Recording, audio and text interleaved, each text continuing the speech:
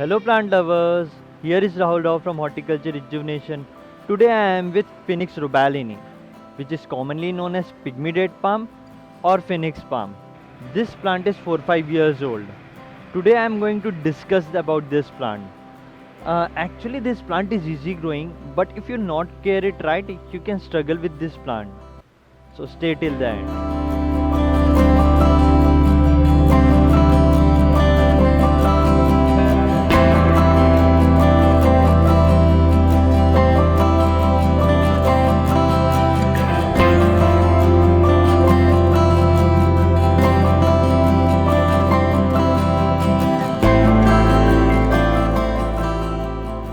Before beginning of its care, I want to share few things about this plant. That this plant is an air purifier. If you're looking for a plant which can stay in good direct sunlight and it does good to your environment also, plant this plant. Today I am going to begin its care with its pot size. What should be the pot size of this plant? This plant has been planted in 17 to 18 inches of pot, and you can see that this plant has become really big, and this plant is difficult to move, and the reason why I haven't shifted to that area where I usually record my video. So this plant is right here and I'm recording from here because this plant is difficult to move, and I hardly move this plant. So I don't have to tell much about its pot size.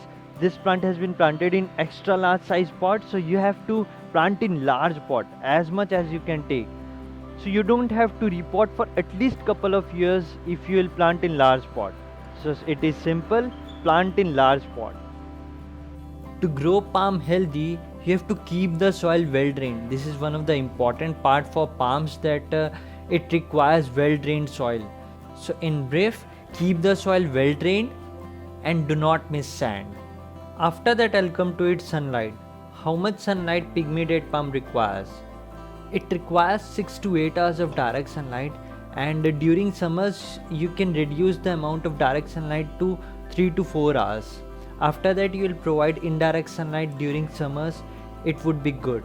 So except summer, it can be kept in 7 to 8 hours of direct sunlight, and during summers reduce the amount of direct sunlight to 3-4 hours. The plant will be good, and it requires direct sunlight, so do not keep in shade or indirect sunlight. Provide good direct sunlight to the plant, it will do good in that.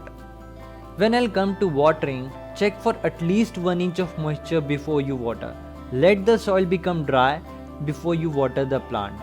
There are a lot of palms that likes to reside in drier side.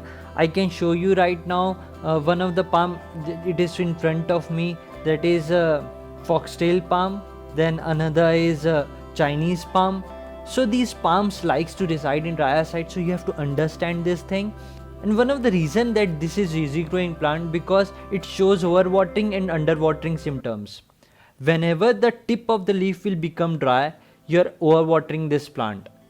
And whenever the old leaves will become dry or get yellow, it means that you are underwatering the plant. So you have to understand these things and observe these symptoms in terms of watering. So you're understanding that. When I'll come to fertilization, fertilize during growing period. Whenever you will see that leaves are shooting, you can fertilize this plant. As you can see that leaves are shooting right now, you can fertilize, and this plant really does not require much amount of fertilizer, but in intervals of 2-3 months or 4 months, if you will fertilize this plant will grow healthy. So fertilize this plant during growing period in intervals of 3-4 months. After that I'll come to its pruning. Whenever you see that old leaves are drying or getting yellow, you can prune this plant. You can see that this plant has come from a long way, and a lot of pruning has been done to this plant, because leaves will become dry as plant will grow old, and you have to prune that leaf. If you will not prune, it will eventually fall down. So it is good to prune the plant whenever you will see the dried leaves. It also improves the appearance of the plant. Pruning also helps new shoots to grow healthy. So you are understanding the importance of pruning. Eventually I'll come to its repotting. Palm's root grows in a swift pace, and it becomes important to repot in after 3-4 years. As you can see that this plant's roots are coming out, and it has become root bound. It had been repotted 2-3 years back, and from 2-3 years I haven't repotted this plant, and now it is demanding to repot. And if I'll repot it, will also enhance the growth of the plant, and plant will look more rejuvenated. And yes, it is one of the reason that if you want to make plant younger or healthy, you have to repot the plant. So whenever the plant will get root bound, repot it, it will grow healthy. Hopefully you liked the video. Thank you for watching. Keep gardening.